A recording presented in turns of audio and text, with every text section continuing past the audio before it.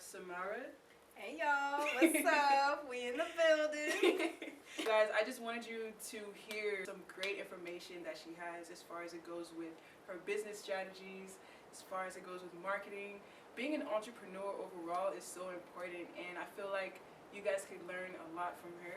So we're gonna go ahead and just start off with some icebreaker questions. Hey, Let me go ahead. I love me a good icebreaker. A potato. What degree would you be in the oven? You gotta put me on that 400, 425. I like it a little crispy. We like it hot. You know what I'm saying? But no. Well, I want to say real deal, but I should say what? I should say real spill. Yeah, real spill. Okay, but real spill, you know. I think that I like a little, some crispy edges, just crispy enough, but you still got like a little softness in the middle. That sounds fire. I ain't gonna lie to you. And you wouldn't get like the sour cream or some people use mustard. So, I mean, fries, ketchup, potatoes, ketchup. I'm kind of in that camp, but I love me some mustard too. Sour cream, I'm a vegan, so it's just not as accessible. Yo, I did not know sour cream was... Yeah, dairy. Wow. Cream. Yes, it is. Okay. It's up in everything. Like, if you really pay attention to ingredients and stuff. Yeah. Milk is in everything. I'm like chips and stuff and too. chips Yeah. too. I'd be like, now you didn't have to put chips in, or you didn't have to put milk in that. Like you did it because you wanted to. No, at this point, because why is chips having milk in it? It's like, why my honey barbecue chips got but I don't even eat honey barbecue chips anymore either. So I know, right?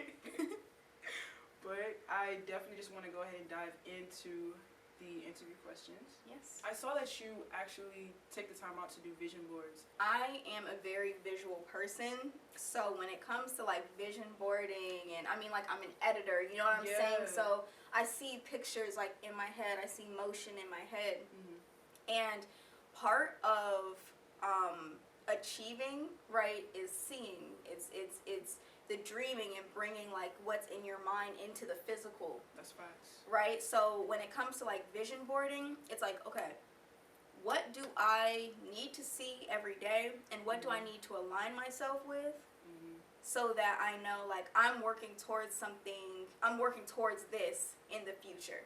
Right? So that way when I'm looking at my vision board, I can go, this decision I have to make, does this align with anything that's on my vision board right now? No? It doesn't need to be a part of my life. It makes it so much easier to distinguish, okay, this is what's for me and this is what's not. Right. But it also gives you that daily reminder too of this is what I'm working towards. I think it's easy for things to kind of get lost. There's so many things I want to do, and it just kind of gets just muddled up there. Right. But I feel when you take it from your brain and you put it out on a display, it's kind of I wake up every day and I see what it is I want. I see what it is I have to do. I don't have to think about it. Right. It blocks out the procrastination, the overthinking. Especially the overthinking. Yes, exactly. Tell us about that, though. Was that a big block for you? It's an interesting question. So, I've always been pretty entrepreneur-minded just because my parents were both entrepreneurs. Okay. So, I guess I'm a second-generation entrepreneur, I guess you would call it. Really, third. I come... not even second generation. I come from a family of entrepreneurs. That's amazing. Right. Yo, shout out to her family. Shout out to the Poe family. Shout out to the Cooper family. We in the building. Thank you for, what you've done here. But no. And so but those mindset blocks that kind of come in though. Right. It definitely comes from a place of survival. Yes, I'm an entrepreneur, but I don't have that steady 9-to-5 income. Right, so it's kind of the mindset becomes, and I have a son, nieces and nephews, so it's kind of the mindset blocks come up, and they're how are you going to afford this? Right. How are you even going to accomplish all of these things? And but then it's just I kind of have to remember, I would rather fail doing this stuff, which I don't even believe in failure, right? But I almost prefer failing doing what I love and having fun and riding this horse till the end versus living a life that makes me miserable.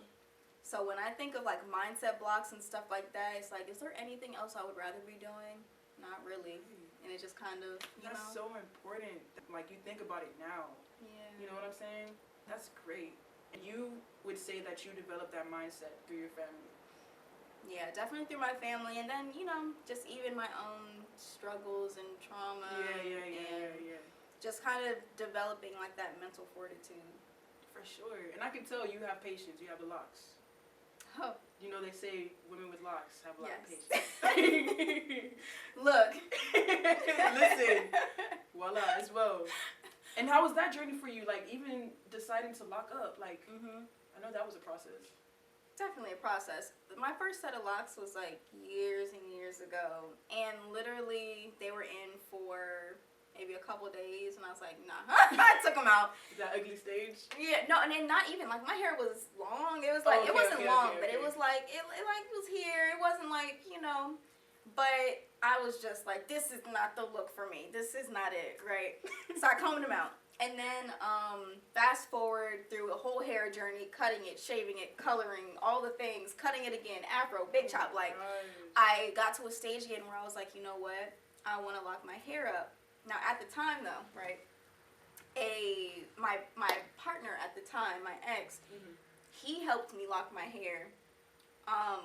But a few months later, I was just like, this is not the energy that I want in my hair. His hands were not, how he even, it just wasn't what was meant to be in my hair. So I picked it out, washed it, and then my sister restarted the locks that I have now. Okay, which are beautiful. Thank you. I appreciate it. And this is like the set that I've stuck with. So I'm a little over 2 years in, I think now. Okay. I think like 2.5-ish years. Yo, your hair is so healthy. I can just tell. Thank you very much. I think part of that too is like, again, like the maintenance of it, like the spiritual maintenance of it. Speak it. Yes. For real. That is so true. Because some people will be like, well, some people have their dress and this and that. Listen, it's not always about the outside that is just gonna be the answer. You know what I'm saying? So. And I feel like, and my thing too, like, and I love that you just said that, because there's so many philosophies that you can apply to your locks that you can also apply to like your actual journey. So I feel like my journey, spiritually in the physical, like mirrors like my locks for some reason. That's how it should be. That's beautiful. A lot of people can't really say that. Just describing your hair with your spiritual. Yeah, we on this journey together. Is that how you feel though? Like about your hair and like? To be honest with you, yes. I went through a lot of trauma, just one breakup. I've only dated one person. As far as it goes with their relationship, but yeah, my hair is really about my patience, my determination, my persistence. How long have you been growing it? 7 years now. This month actually makes 8. Oh my God! Happy lock anniversary! Thank you. Like, I didn't even realize it. The best piece of advice that someone has given to me, family, from trusted mentors, from God, and I think that one of the strongest pieces of advice, I'll go with one of the strongest, is my dad. He really embedded into us, me and my siblings, resourceful, reciprocal relationships. And I think that being able to like use that as like a North Star, like to help guide like my relationships, my friendships, like it's like, are we both pouring into one another? Is it one-sided? Do I need to take a step back from things? But that has even spilled over into like work. It's like, is this giving me what I need? Exactly. Is this, am I giving it what it needs? Exactly. Or does this relationship need to, dissolve? So I would say that's one of like the best pieces of advice I've gotten. And it's really important too, because a lot of people don't think about it like that. They're just so used to giving and giving. It's like, wait, am I actually getting that reciprocated? So. And I think that sometimes too, when you say that to certain people, they can also, move into that mindset of, am I just taking and taking? Yeah, that's true. That's true. It could always be that way. You don't need to be perfect. Just get in front of your audience and share what is in your heart. So, okay. So that one, I was talking to my audience about content and like content creation, but obviously it can be used for like a larger sense of life as well. But when you're trying to like do stuff and you're trying to put yourself out there or create the product, and I feel like a lot of people try to rush the process, Right. and they want to be at the finish line. They want to be at the perfect stage, like before they even get started. And I feel like that blocks a lot of people from ever doing what it is they want to do in the first place. Because you're never going to be, you can't get to perfection. First of all, perfection isn't of this world, right? But you can never get to perfect until you go through the mud, until you get through the yucky stuff, because you got to work all the kinks out before, you know, you can have a product that you're proud of. That's true. That's really true. Yeah. And what moment did you realize that you were not, you can't be perfect? Well, my dad, I feel like my dad, he always said, like, perfection is not of this world. And, I mean, it's true. There's so many different, now, and here's my take on it, too. As I grew older, I learned that because perfection is not of this world, everything is also perfect.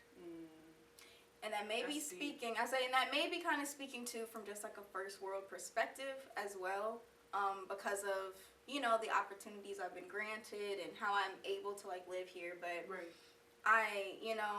I think that everything is everything. I think that we're in this moment right now perfectly because we're supposed to be here. Like, everything is perfect and everything is okay. Right. And everything will continue to flow how it should. So, perfection isn't of this world, but everything is perfect at the same time. Yeah. Does that make sense? Perfect sense. I'm glad that you look at it that way, because I feel the same way. Because it's really just mind over matter at the same time. So, yo, this is Real spill. no, like, seriously, like, y'all don't understand. This is free game too. Free spill, y'all. Yes, I hope y'all got y'all pen and your paper out, okay? No, seriously though, because it's so much that comes with being an entrepreneur that a lot of people want to get into, but they have no idea what it takes. So that goes into my next question. Like, would you say self-worth comes with, like, being an entrepreneur, like, as far as self-worth issues, quote unquote? Do I think they come with being an entrepreneur? Yeah, like, having to conflict with your self-worth. I think that it's a battle. I think and I won't say it's a battle for everybody, but I know it's like, it's a thought that can occur within everybody. Sometimes it's a larger battle because, like, you know, a lot of us out here are first generation entrepreneurs, or we haven't seen too many people before us do it. And especially when people don't have the, like, support systems in place, True. that you know, that seed of self-doubt Yeah. it grows very quickly. Mm-hmm. And so I feel like there are a lot of people that battle with, like, am I even good enough to do this? Is it gonna work? You know, is it gonna, but like you said, it's mind over matter. Right. It's mind over matter. You have to have that mental fortitude. You have to put those structures in place in your brain and shift your mindset to know, like, if I keep doing what I'm supposed to be doing, I invest in myself, I'm going to win. Right. Right. You know, the universe, God, just, you know, he doesn't just set us up to fail. Exactly. Exactly. But you gotta do what you're supposed to do. You gotta be aligned to your path. And when you're, let's say, entrepreneurship, like, really is a part of your path, it's something you're really passionate about, it's almost like you have to have a sense of knowing. Right. Not a sense of feeling. And this is something that my mentor, too, she talks about a lot, is like, is it real? Like, are those feelings that you're feeling, is it rooted in fact? True. Or what you're feeling? Because what you're feeling, it really isn't real. And I'm glad that you said that. I make music. If I don't feel in my heart that my music is good enough, what should I expect from other people to see?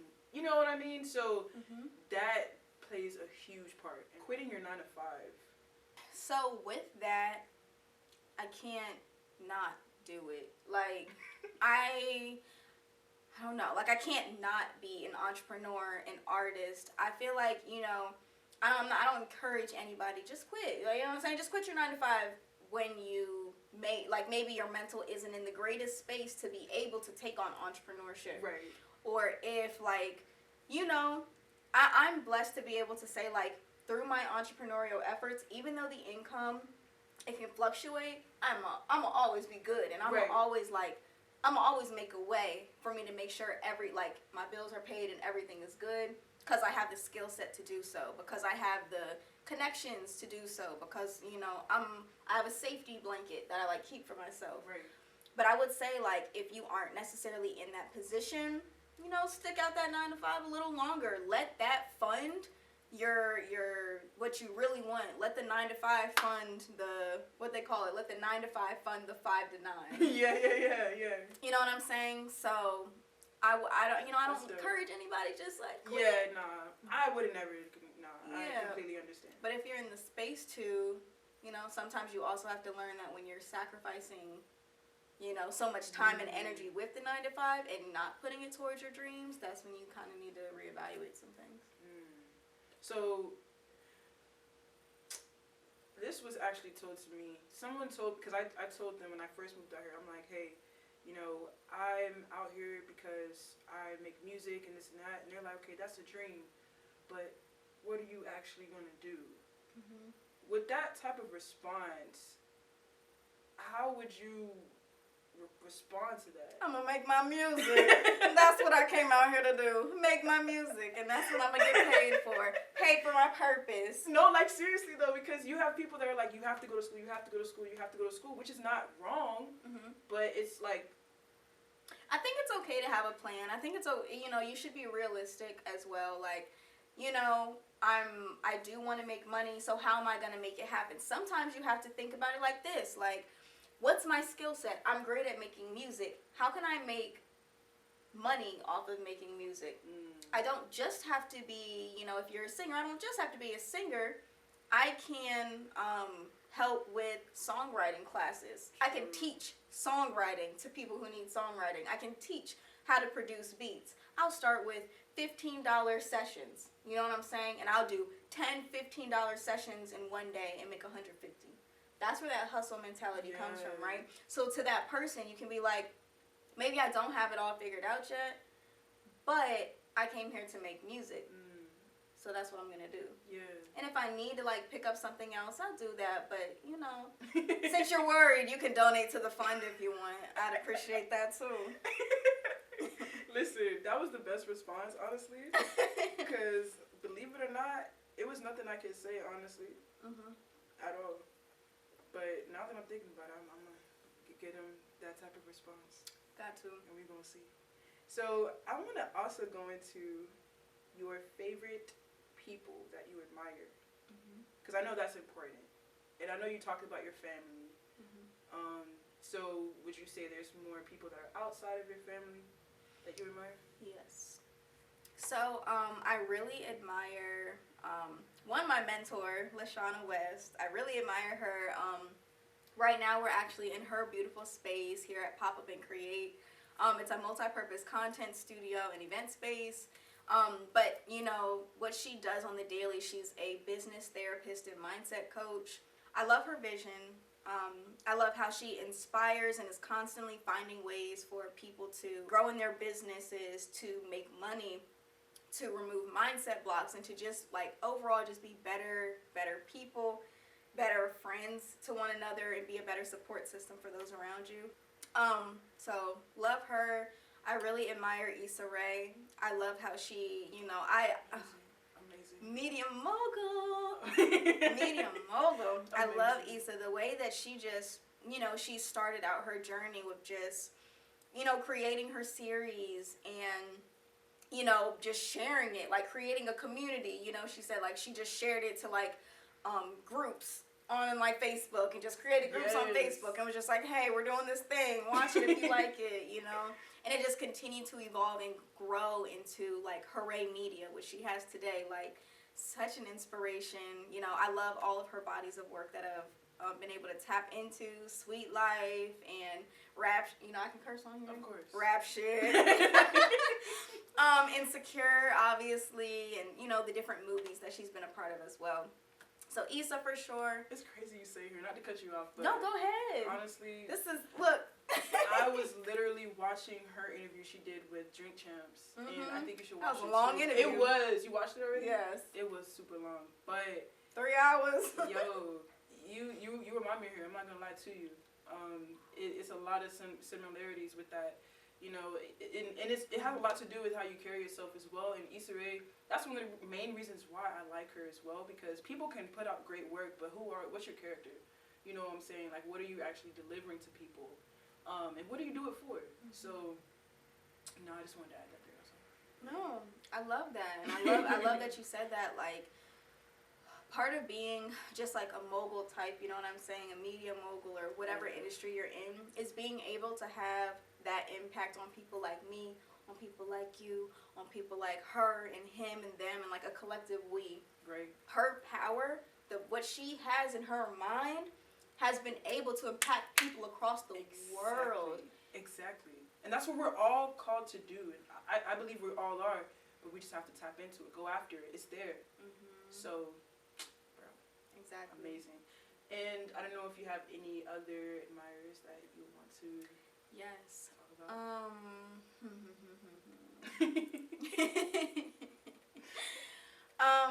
So I would say so this one might, I don't know, maybe come as a little bit of a surprise. I don't know, but Saweetie, are you tapped into Saweetie? Yeah, I like Saweetie. I really like Saweetie. I think that, you know, the icy girl, you know, I love how she's very innovative. Oh, and Lil Nas X. Anyways, very innovative, just very innovative and very, like, you know, I love how her and her team, shout out to Sabrina, you know, they like come together to create something for her brand that's gonna last beyond her. The Icy Foundation, like, you know, she gives back, but she used her music as leverage, her fashion, then her content, brand deals, you know what I'm saying? Like, who gets a brand deal with McDonald's and Crocs in the same week? It's like, but these people, these brands want to align themselves because she has that power, and she's so young and not very far into her journey at all. Like, I want to call her a media mogul. I think she is a media mogul, but we're at the very early stages of it. Rihanna, another one. Oh, Rihanna! Oh my gosh! She's performing at the Super Bowl. Yes, I went to the Fenty tailgate. It was so much fun. It was so fun, but I always think of stuff from like a marketing and creative strategy perspective. So I love how like the Fenty Beauty team is like, you're combining makeup and football in a way that's so like, but who can do that? That's what I was thinking. Like, you're not hearing about that. Like, she's doing things that are changing history. Exactly, innovative. And this is coming after, like, you know, she hasn't dropped music in years. So it's kind of like, it's a moment. You know what I'm saying? Make everything a moment. So I'm about to perform in the Super Bowl. This is a moment right here. My Fenty Beauty team, make it a moment. My Savage Fenty, make it a moment. Love it. So yeah, those are some. And I never looked at it like that. People are just so caught up in her making music, and it's like, come on, like, she is one person. She can do multiple things. She reached billionaire status by the other things that she's doing. And when she makes a comeback into music, what y'all think that's gonna look like? I heard that album dropping right after Super Bowl. Really? Yes. Oh, I didn't know that. I don't know if it was a secret or not, but that's what I'm. Wait, who you know? I watch a few bloggers. You know, if you know, you know. Ashley T. Let me tap in. I'm trying to get my hands on that album too. Well, if you have Apple Music, it'll be on there. Okay, for sure. So definitely, y'all check it out as well. Do you make music?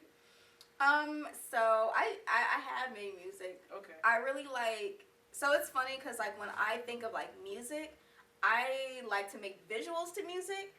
So it's like, it's not even sometimes really about the song. It's like, I have visuals in my head. What song am I going to put to the visuals in my head? But I like think backwards. That's so important though. That's so important. I don't know if I look at Timbaland as well, and he always goes to people who are like, you know, what do you think this would be like if you were to just see this type of beat somewhere? Really? Like, literally, they would like create it, and he's like, yo, this really, really touched me. I'm like, yo, this is so important. And he was the main producer that like brought that up to me. Wow. And it's the fact that you just said that. I feel like you should keep doing that, because a lot of people, they need that. You know what I'm saying? Because people don't just want to look at a black screen you know, with music. Even though the music could be fire, but it's always the visual. It goes back to that vision board. Like, seriously. It's always something with visuals. Exactly. It tells a story, you know, and I like the music that I make sometimes too, but it's always like, what journey can I bring people on with, like, the images that I create, whether it's more digital and animated or, you know, it's just using myself as a muse to, like, create things. That's fire. And you use yourself as a muse. That's, like, talk about that. What do you mean by that? Yeah, so maybe it's a little vain. I don't know. But, I mean, it's like I can see myself. I'm good at visualizing myself in different scenarios. And maybe it's just because I'm with myself all the time, right? I know how I look and I know what I can do, like when I'm posing and like if I want to connect with the camera, you know what I'm saying? And so I'm constantly like, you know, I have ideas. How do I want to make this like come alive on me? But I've noticed more recently though, like as I work with more models, from like a creative director standpoint, and I'm like seeing like other models where I'm like, I can see them in like different spaces, and I almost want like new muses that are like outside of myself. So yeah, that's so dope, because I'm not gonna lie, for me, I'm trying to get more into like my expressions, because of, you know, trauma and things like that would hold that back a lot, because you don't feel like you are free. You feel like you're always being watched. So it's so dope that you're able to like bring that to life within yourself. So yo, I'm studying you, girl. I'm telling you. Next thing you know, I'm gonna be posing and stuff like that. She's gonna be like, yeah, I didn't know you. I didn't know you were like that. I'm like, I've been watching you. I'm trying to get with the program. For real, for real. Thank you. No, of course. What's one question you wish that I asked you, and how would you have answered it? I think that I wish that you would have asked me what I'm doing next Saturday. You know, not this upcoming Saturday, but the Saturday after. I'm hosting my very first. Well, it's like not my first event. I've like been a part of a lot of events in the past, but this is like my first solo. Like I'm excited, like really excited for this kind of event. And it's called the Mogul Mixer. The first one, whenever you're seeing this, you just know another one's probably coming. So go ahead, follow me. You know, be on the lookout for when the next one is, so you could be a part. But like that, and you know, all the other events and ideas that I have in my brain that I'll bring to life. This is only the beginning, y'all. Like, for real. Because honestly, being able to just come out here in Atlanta from Maryland, and how old are you? I'm 25. 25. We're the same age. So it's like really important to just go after your dreams regardless. If she can do it, I can do it, you can do it. Facts. So that's going to conclude the RealSpillPodcast today. I want you guys to have a great one. Thank you for tuning in.